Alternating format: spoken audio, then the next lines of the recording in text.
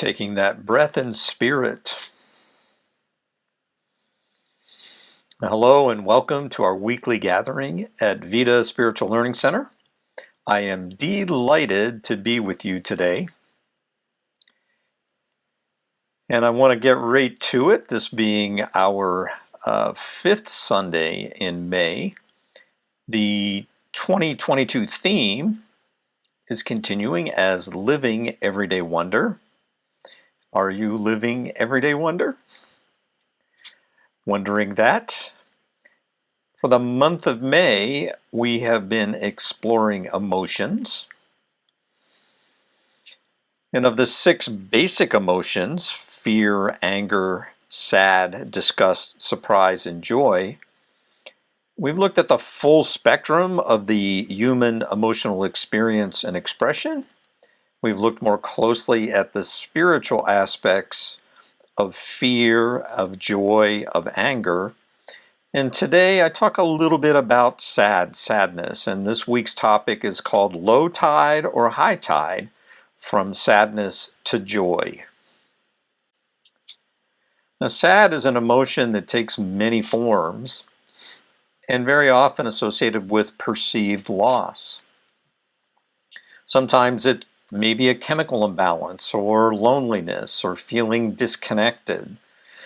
You might feel sad as a result of trauma or stress. There might be something wrong in your diet that causes you sadness.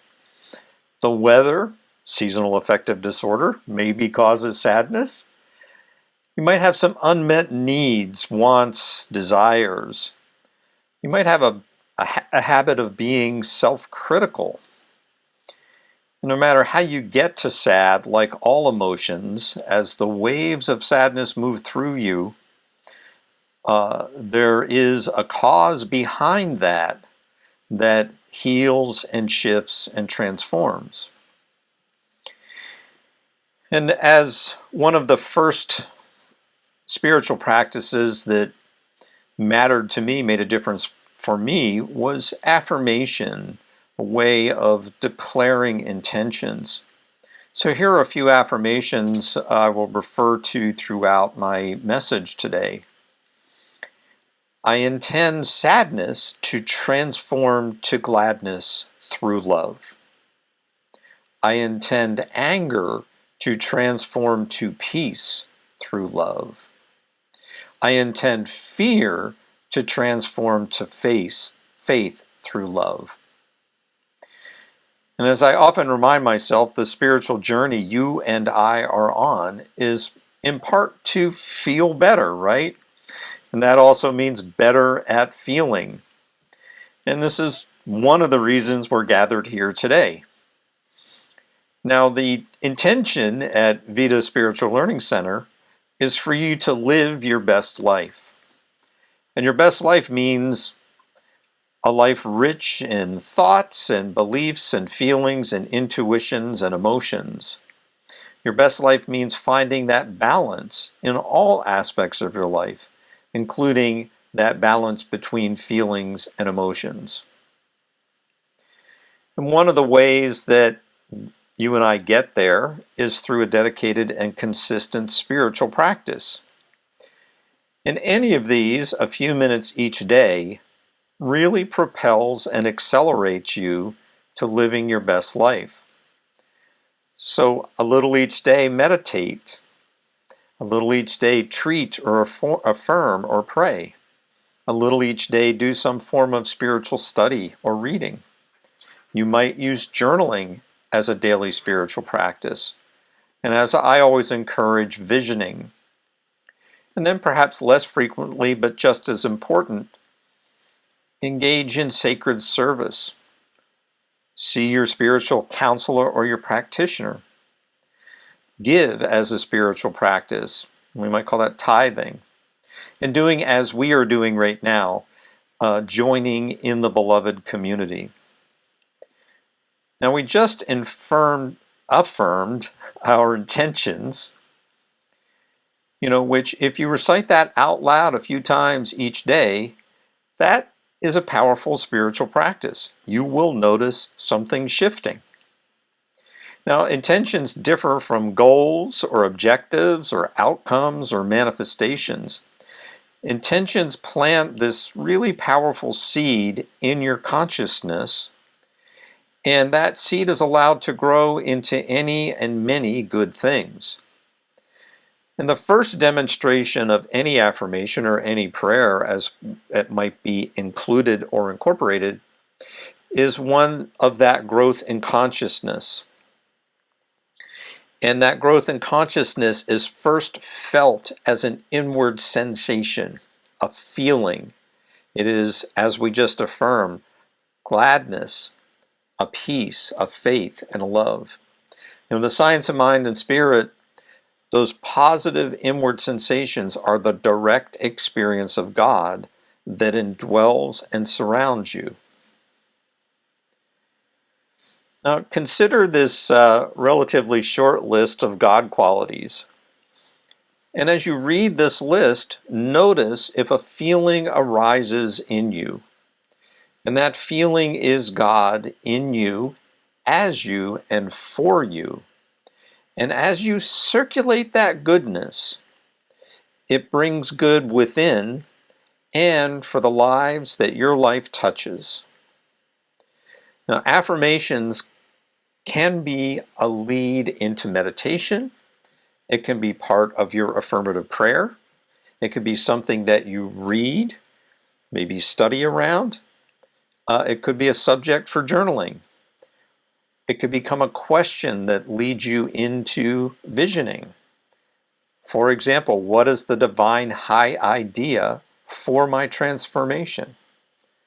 Or for love, or peace, or faith? And as that question is answered in conscious mind, you notice the God qualities that well up within you. And I love this quote from Ralph Waldo Emerson. He said, "The purpose of life is not to be happy. It is to be useful, to be honorable, to be compassionate, to have it make some difference that you have lived and lived well."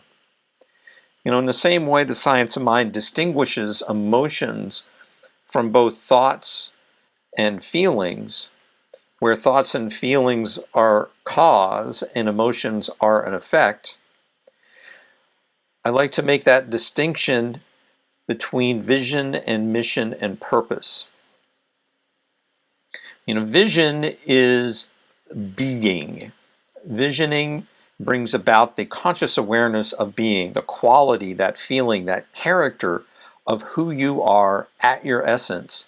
And who you are at your essence is pure spirit. Mission is doing. It's the actions you take to expand, to experience, to express, to circulate the vision, the qualities that have welled up, that have emerged. And purpose is the reason you make a mission out of the vision. It's why you're doing what you're doing. So Emerson's exhortation begins with purpose, right? Why you do the things you do.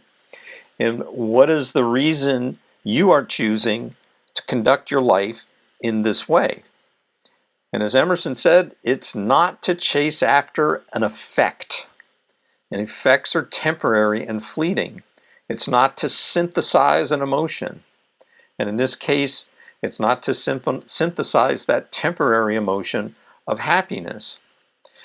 Instead, well, and just to review a little bit, you know, emotions have many metaphysical facets or meanings. And we know emotions as streams in your body temple. But metaphysically, those streams are carrying you to more peace, to more compassion, and more love. Emotions, in the grand scheme of things, increase your circulation of living spirit. And as I mentioned earlier, there are kind of 6 categories of emotions: fear, anger, joy, sad, disgust, and surprise. And in the English language, there are many words that refer to these 6. And For example, you may use the word shocked when you have the emotion, notice the emotion of surprise, or you might use the word ecstatic when the emotion of joy is present. So there are kind of some bullet points for emotions, some, we'll say, ground rules for how I will incorporate emotions into the science of mind and a metaphysical context in general. First of all, emotions often get your conscious attention, right? You might be unclear about your thoughts or your beliefs or your ideas or your intuitions or even the feelings that are causing those emotions, but you're usually aware of your emotions in conscious mind. Emotions are powerful biochemical energy flows. They are objectively observable. And those objectively observable emotions indicate that you are evolving through this human phase of your soul's journey. Emotions come and go in waves. And as those waves of emotion pass, there's an opportunity for some positive benefit. And anytime emotions appear to be overwhelming, just know that there are healers and caregivers that are living their vision, mission, and purpose, and that vision, mission, and purpose is to help you. Emotions are transformative and essential to this human phase of your soul's evolution. And as emotions wash over you, your consciousness shifts and grows. You evolve feelings, beliefs, thoughts, perceptions, intuitions, and ideas. And finally, the point that I want to, the facet of emotions that are important to me today are emotions in the science of mind world are effects of some other cause. Now, the cause could be a feeling, a belief, a thought, a perception, an intuition, an idea, something from ancient history, something you're imagining far off in the future. But emotions are an effect. So the first metaphysical law I and many of us learn to put into action is the law of cause and effect. And in the science of mind, thoughts and feelings and intuitions and hidden thoughts or beliefs, right? Those are causes. And the actions, the things that derive are emotions or can be emotions. And those are the effect of those thoughts, feelings, intuitions, perceptions, right? As you apply the law of cause and effect to your life, you gain dominion where you perhaps thought you had none. You gain a more positive concept of yourself. You notice that you have more choices where you thought you had few choices. And you make better choices for your physical, emotional, spiritual health and growth. Now, with this knowledge, this understanding, and the support systems that surround those, and with spiritual practices, we can now modify our affirmation to, I allow sadness to transform to gladness through love. I allow anger to transform to peace through love. I allow fear to transform to faith through love. Now, as I mentioned, the science of mind distinguishes emotions from thoughts and feelings. Reverend Sunshine talked about when emotions become a thought, they're no longer emotions. And I'm talking about thoughts being the proceeding onto feelings, and then feelings being expressed, experienced, the effect of those feelings being emotion. And this distinction for me was one of the most powerful and liberating principles I have learned in all of my metaphysical journey. As I've shared, for approximately the first 30 years or about half of my life, I was devoted to an elaborate and not so constructive mechanism of denying and suppressing anything that had to do with feelings and emotions. And, I was overcompensating by being in my head, so to speak, thinking. And that was, I wasn't growing in any sense. And it was, as I have mentioned, exhausting and draining to maintain that level of, suppressing and denying and avoiding emotions and feelings. Understanding the law of cause and effect and applying it to my life, it was an easy mental process. I was already overactive in my head, but the feelings and emotions were a kind of mystery and also a kind of kryptonite for me. So after a few years on my spiritual path and applying these principles and metaphysical laws and developing a kind of spiritual practice, not great, but I was growing, I was moving, I got up to a point where I got overwhelmed with emotions. The storms of emotions were so strong that I was barely able to function. And this might be what some call a kind of a dark night of the soul. And is often the case, the structures of my life were fundamentally reordered, we'll put it like that. And to be more specific, my marriage had ended, had come apart. I had lost a job that I liked. Soon after that, I had to sell my home and downsize. Now, I will say this, throughout this period, I was really helped and healed by a lot of different forces and people. So there were doctors and therapists and medications and spiritual counselors and family and friends and metaphysical books. And all of this together literally saved this earthly phase of my spiritual journey. And as I'm more steps down my spiritual path or on my spiritual path, and also really in a gradual but consistent recovery from this dark night of the soul, that's when I came upon the science of mind. And when I got to the science of mind, I was very moved, as many of us are when we first come to this teaching, and I was called to really just dive into the teaching. I took every class. I became part of the service teams at my church. I attended most of the church functions, and this is from a person who had no church experience up to that point in my life. So it was a big shift for me.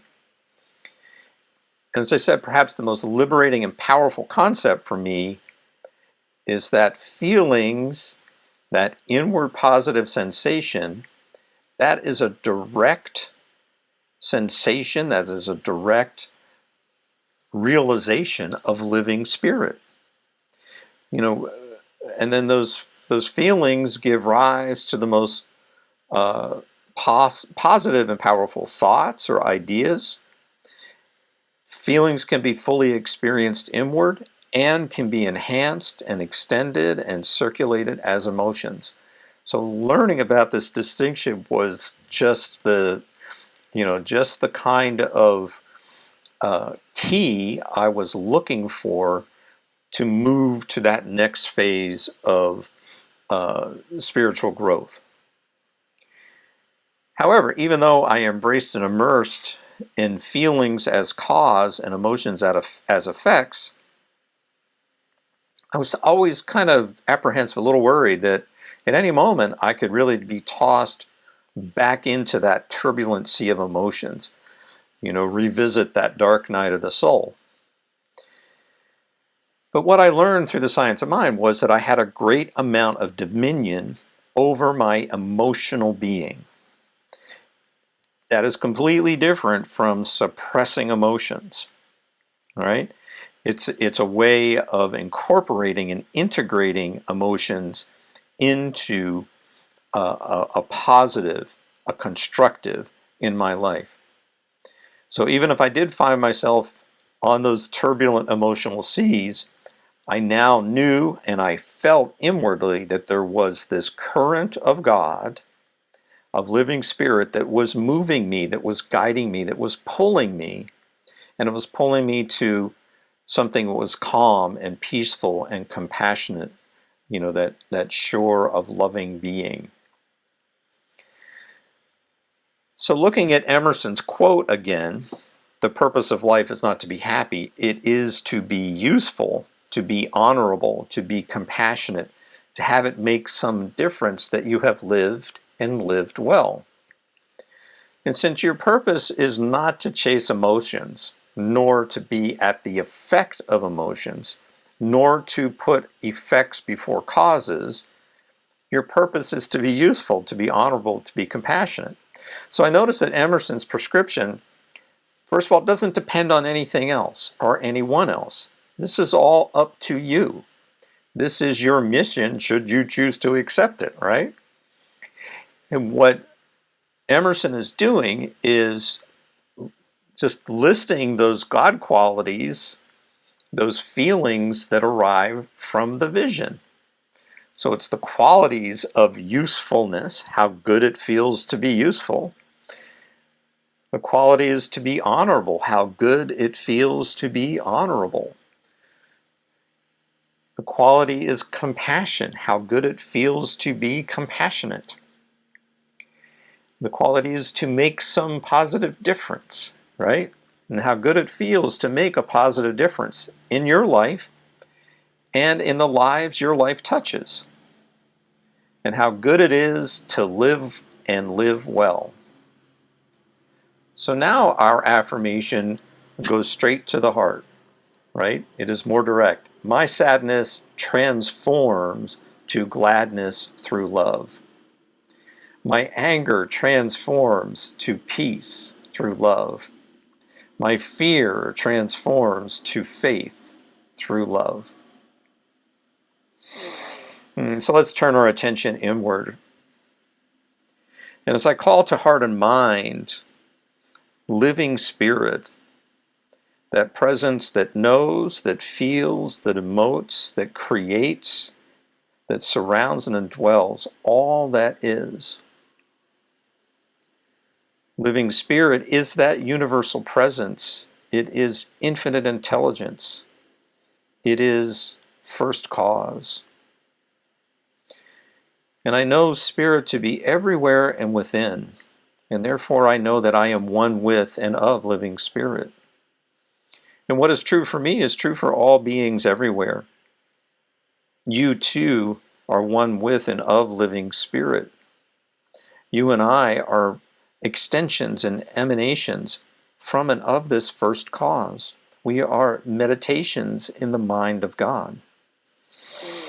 So I speak my word that through this universal mind, that we co-create with God. And therefore we make that choice to fully express and experience the full measure that this human phase of our soul's journey offers. Right? I speak my word knowing that our intention, our acceptance, our allowance, our affirmation is to live and live well. I speak my word that I accept and allow and invite the power and intelligence of emotions to transform me at the deepest level, knowing that those emotions are really an upward spiral that take me to a higher consciousness. And as my inward feelings are that direct contact with universal love, I consciously choose to express those feelings as emotions and express those emotions for the highest good and for the highest good for all those my life touches. So blessing the world as I am blessed, I give thanks for this answered prayer, for this communion in spirit. And I lovingly release my word into the law of mind, knowing as it is spoken, as it is thought, as it is felt, as that flow of emotions now occurs, I know that that transformation for good, for God, is happening right here and right now. It's happening now. And now it is, and so it is. Amen. Thank you all so much. We will see you next time.